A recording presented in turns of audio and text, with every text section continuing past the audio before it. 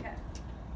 So, what are you known for? Me, I'm Allison Reagan Buster, and to many of you, that name already has meaning. 17 years old, blonde, avid soccer player, your average American teenage girl.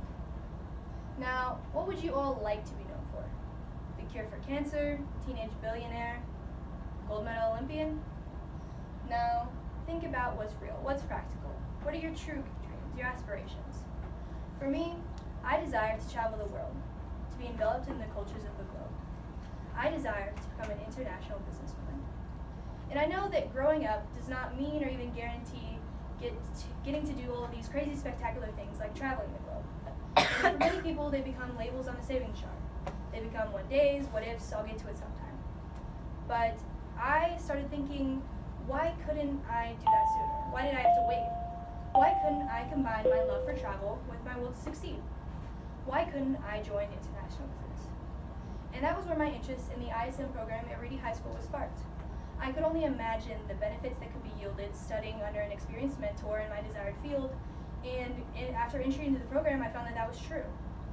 And what I also found was the benefits that could be yielded studying international business on my own. And that was where my year with ISM started.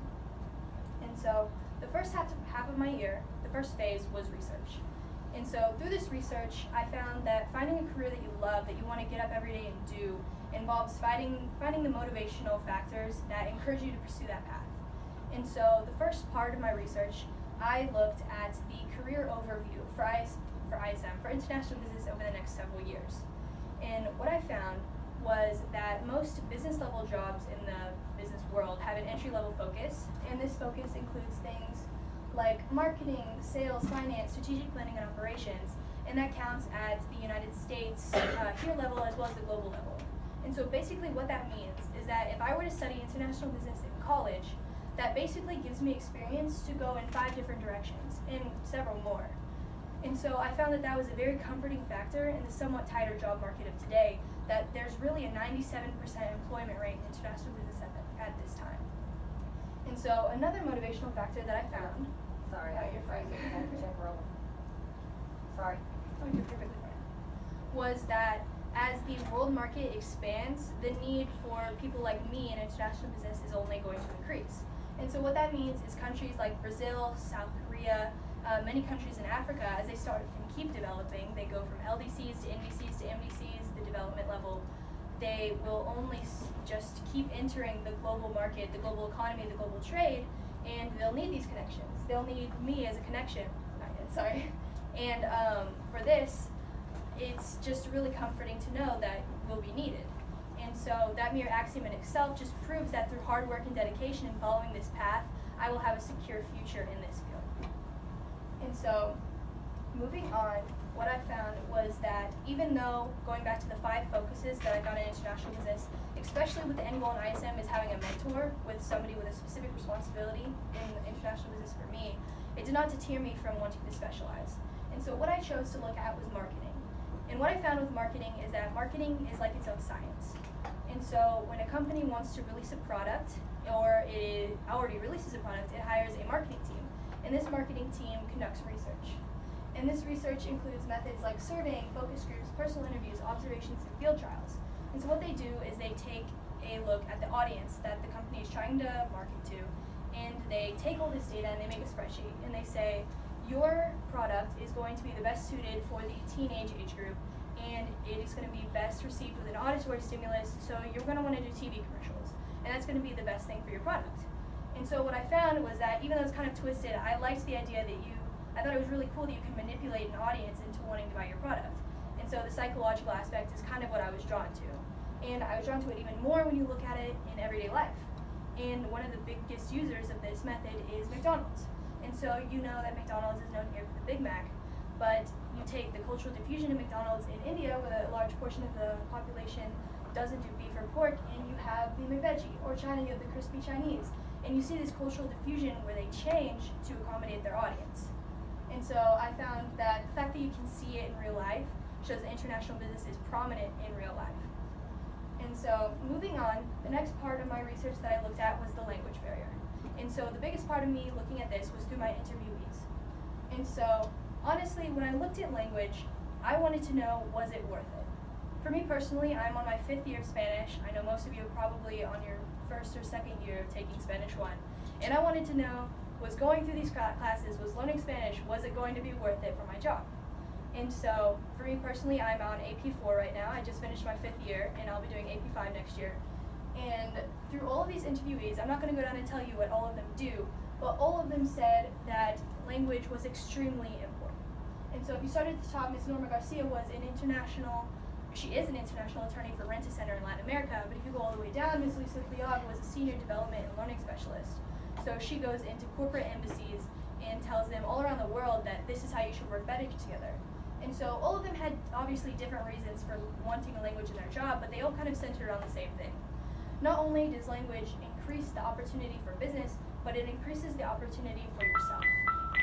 And so when you're looking at companies who are choosing between 2 applicants for a job, they're going to choose the one international business that's the most globally oriented. And to be globally oriented, you have to be able to orient yourself in the world, and that is the most prominent through language.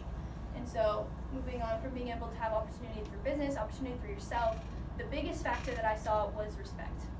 And so especially in America, we're a really successful country with business, and we lose the idea that other countries like the fact that when we go into their country, we need to be respectful of their culture. And so that includes language. We're going in and we're going to use their native language, and that's going to increase the business relationship. That's going to build a business relationship on mutual respect and cultures. And so the last thing that I looked at through my research was travel. That was the biggest thing for me. Looking into this, I wanted to see the world through my job. And so what I found, unfortunately, was that a lot of the jobs that I would apply for, the ability to travel is directly correlated with the seniority of your position. So that means the longer you work there, the higher up you are, that's the more that you'll get to travel. But I didn't really see this as a deterring factor. I saw it as more of a challenge. And so this just means that I'm just going to have to be better faster. And so what I found was I asked my interviewees, how could I be better faster? What could I do to increase my ability to get higher up in the job market? And that included standing out in what I could do now. And so what that entails is global organizations. They told me that you need to get yourself involved in the world before you get out in the world. And that includes entry into corporations like the Sister Cities program, which actually centers in places like Dallas and one in Frisco. And then you have the World Affairs Council of America and Junior League of Dallas. And so obviously I've looked into the application processes in all of these. Some of these are easier, like the Sister Cities, but going down to Junior League, you have to be out of college. But I'm at least making sure now that all of these corporations know my name. And then the other way that I found to stand out was obviously college. And so what I found was I wanted to find the top international business programs in the country. And number 1 is actually the University of South Carolina, Darla School of Business. But I also liked the number 2, NYU School of Business, Stern, and then also University of Southern California and University of California, Berkeley are also really good schools for me as well, to name a few. And so after the first half of the year, which was research on our own, we move into the second phase. And this phase is our original work. And so basically with original work, we're tasked with finding a problem that we saw in our research, and basically we need to fix it. And so for me, this was a little bit of a different process than a lot of the students that I saw around me in ISM. So a lot of the students that enter into ISM, they obviously do it for medical reasons. I have a lot of friends that are in there for pediatricians and surgeons, and then you have people like Parth that are in there for computer coding. And so what they have that I don't have is they have a material aspect to theirs. They have surgeon tools, they have methods, they have computer programs, but I have handshakes and business relationships. So I had to come at it at a little different angle. And so what I found was, after scraping through all of my research, was that I wanted to challenge an ideal. I wanted to challenge the conspicuous American ideal that when doing business globally, the American way is the best way, and that all other cultures, traditions, values should just be thrown out the window. And obviously this is wrong, and so what I did to combat this was I compiled a reference guide. I decided to put the information on the cultural etiquette of the top 20 countries most prominent in the world market, and I put all of their cultural etiquette information into one place. And so my hope with this was that I could give this reference guide to different American companies, and they could then pass it on to their negotiators and their global employees, and and hopefully when doing business globally, they could consciously make sure to avoid these taboos, like things that are wrong in other countries that aren't necessarily offensive here. And then that in turn would give them a better chance at having a prosperous business deal and then a mutual business relationship based on the respective cultures. And so obviously I had my idea, I had what I wanted to do, and 2 days later I submitted my original work proposal. I was on my way. And so my first step was obviously I wanted to find this information. And so what I did was I shot an email to the 4 interviews that I had conducted thus far, and I asked basically, hey, can you send me all of the information that you know about the countries that you do business with? And so obviously going back to Ms. Norma Garcia, who was the global attorney for Renta Center, she sent me all of Latin America. Ms. Lisa Pliog focused on Europe. And so I had all of this information that I know I could go on Google and find the same thing, but I found it from personal sources. And so people that had actually gone out there and they know what it's like. And then after about 2 weeks, I had received all of this information, and then after that, I spent about a month where I just cramped through databases, just scrubbed through all the information I could find, and I just individually found, in a nutshell, what the top 20 countries were, what their cultural etiquette consisted of, and I did a lot of fact-checking, comparison between sources for validity. And I also wanted to note that during this time, I had my first interview with Mrs. Megan Stein, who will later become my mentor, but I'll tell you more about that in a second. Mrs. Megan Stein actually added the most information to my cultural etiquette guide from personal knowledge, and after that, after my interview with her, I was pretty much done. And so after I had all of my information in one place, I knew it wasn't enough. I needed to make this information useful.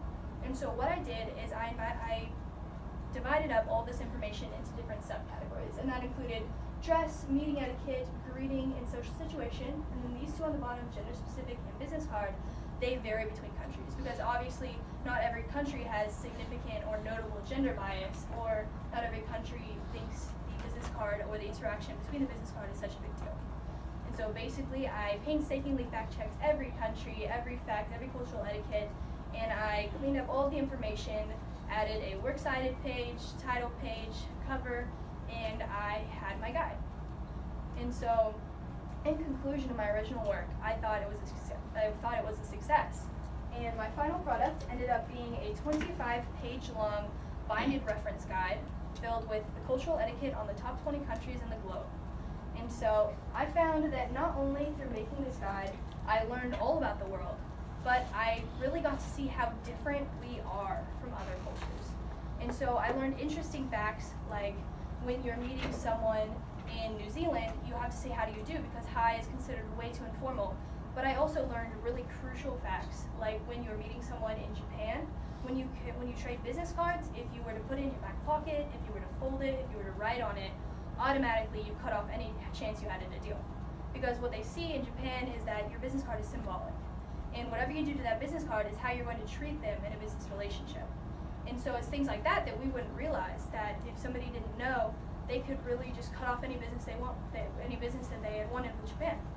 And so through this, I saw that my business guide, it had a real world impact. It had something that could help people. And so I found that that was a very good factor, that I had made something that could help people. And so, moving on from my original work, I wanted to take a second to talk about my mentorship and go back to Mrs. Megan Stein. And so, talking about Mrs. Megan Stein, my mentorship and the process of mentorship with her was very unorthodox.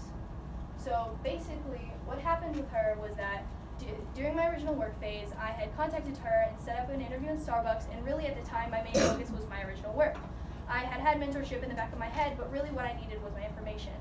But halfway through the interview, when she's telling me all of these crazy stories about living in Australia, living in Singapore, taking her family to Thailand, I had stars in my eyes, and I suddenly realized this is the woman that I would like to be I would like to become when I grow up. She had lived all over the world. She was the head of marketing at Pizza Hut, and she'd done all of this while having a happy, healthy family. And I could not have created a better model for what I wanted to become. And so, long story short, a week later, I asked her to become my mentor, and I thought that was that. Well, that was not that. A week later, I had tried to email her to set up our first mentor visit, and her email replied back with, it no longer exists. And so my teacher at the time, Mr. Spees, made a joke oh, she got fired from her job, but it turns out she had quit.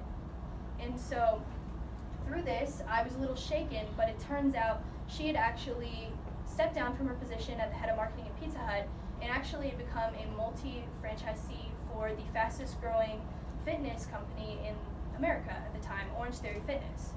And so I was kind of shaken because I really wanted her to be my mentor, and I was really excited for the mentorship, and she just changed jobs. But then I just decided to think, what does that change?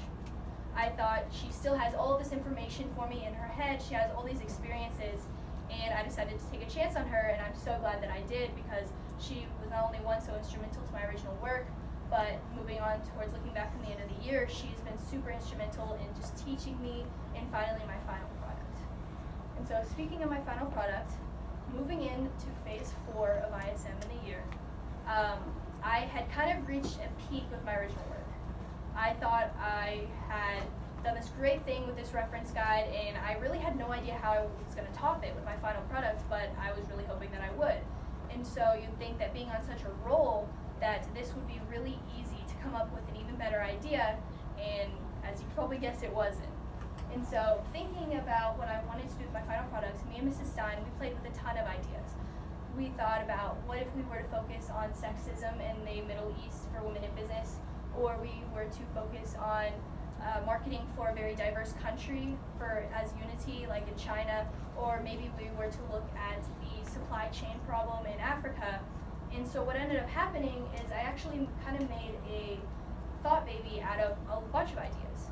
And so to explain that, I would have to explain the ideas, and the one I was talking about in Africa was one that had kind of caught my eye.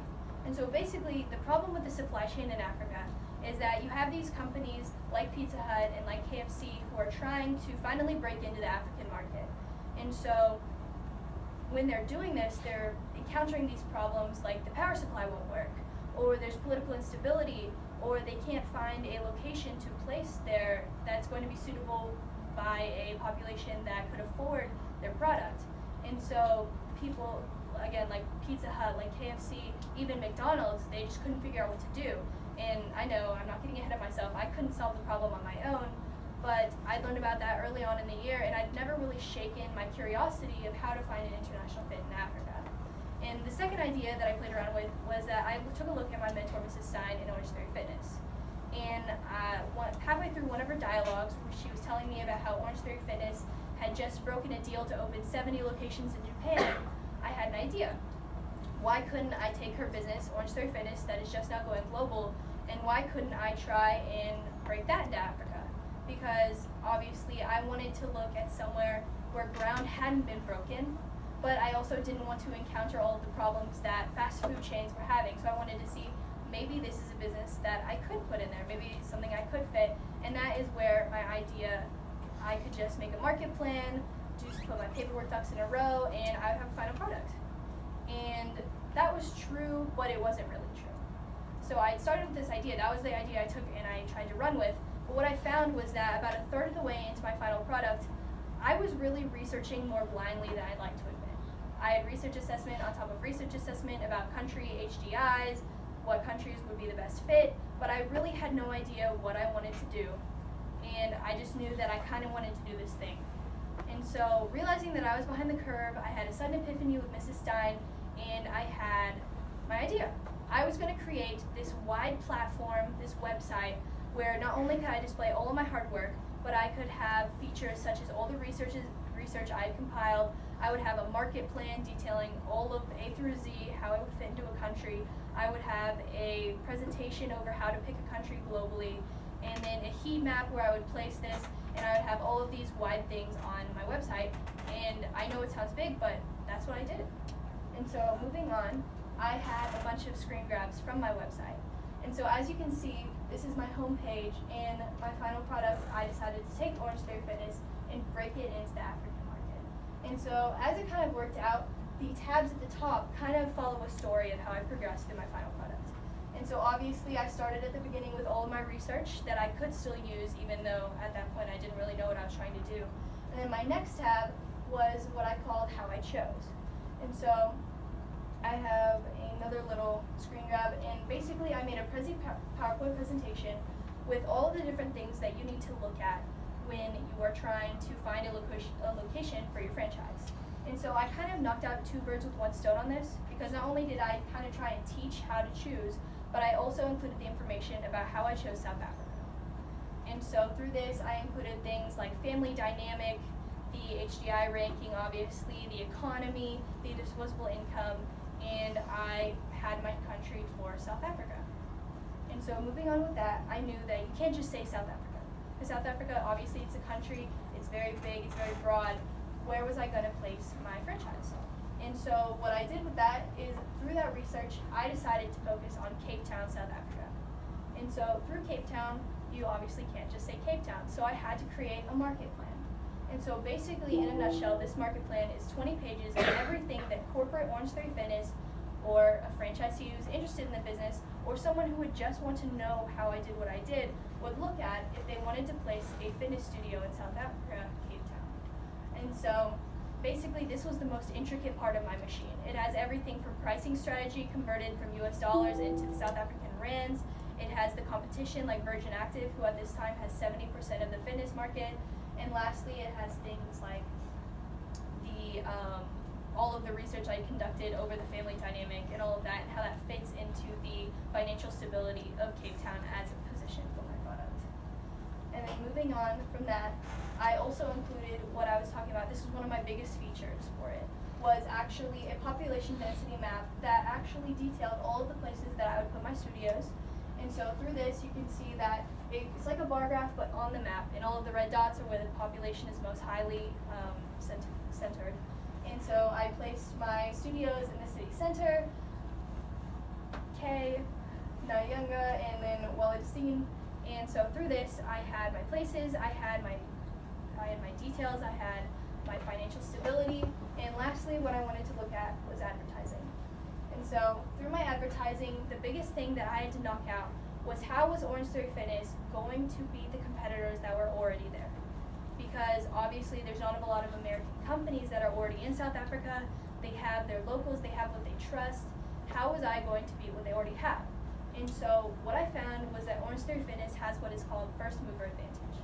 That means that all the fitness companies that are present in South Africa are known as big box gyms. And so that's the gyms that you all are familiar with. They're LA Fitness, they are the Planet Fitness, they're just a big box, and you have all the machines in and you just go at it. And what I found was that Orangetheory Fitness has an advantage because it's not like that. It is what is known as a fitness boutique, and that's like a personalized workout where you have an instructor every time, and you have what you're gonna do, and you're really not going at it blindly. And so that's kind of what I wanted to play off of when I wanted to advertise. And so what I found was that I did comparisons between the different commercials and then all the different ways that Orangetheory Fitness advertises, and I found that 87.3% of the population in South Africa owns a television. And so it's very different here when everyone has a cell phone, but only about 50% of the population has a cell phone, and that's not including having internet. And so the biggest way for Orangetheory Fitness to advertise, I found, was through the television. And then the last thing I found was a sponsorship deal. And so that's kind of how like businesses here pair up with the Cowboys, or they pair up with the hockey, the Stars. And so what I found was the Stormers. And so obviously, like football here, rugby is football in South Africa, is the football of South Africa. And so what I found was that Orangetheory Fitness could get a temporary or a theoretical sponsorship deal with the Stormers, and that would help boost us as well. And so that was the final product that I made. And obviously that was a lot of information into one website, and I put my heart and soul into it. And I did my best. I wanted it to be something that I could use. I wanted it to be something that I could give to Orangetheory Corporate. I wanted it to be something that I could give to a franchisee that could look into buying a franchise in that area.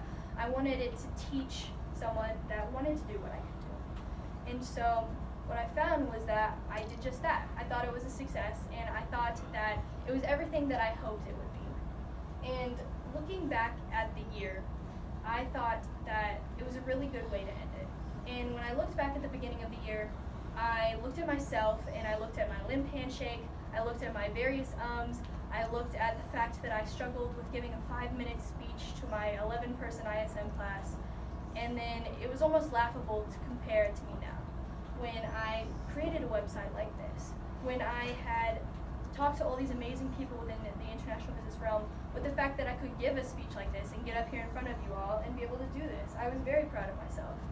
And through that, I found that the comparison might be laughable, but I thought it was inspiring. The ISM, it really changes you, and it's really something where it kind of shows you what you can do. And so, through that, I wanted to end my presentation with a quote. I wanted to talk about, one more slide please, one of my favorite quotes from Nelson Mandela, and that is, "There's no passion to be found in playing small, in settling for a life that is less than the one that you're capable of living." And that was said by Nelson Mandela, but that's really also from me. I really found that what is the point in going through school and going through middle school and then the 4 years of high school if you don't find something that you really want to do, if you don't find something that gets you up for work every morning.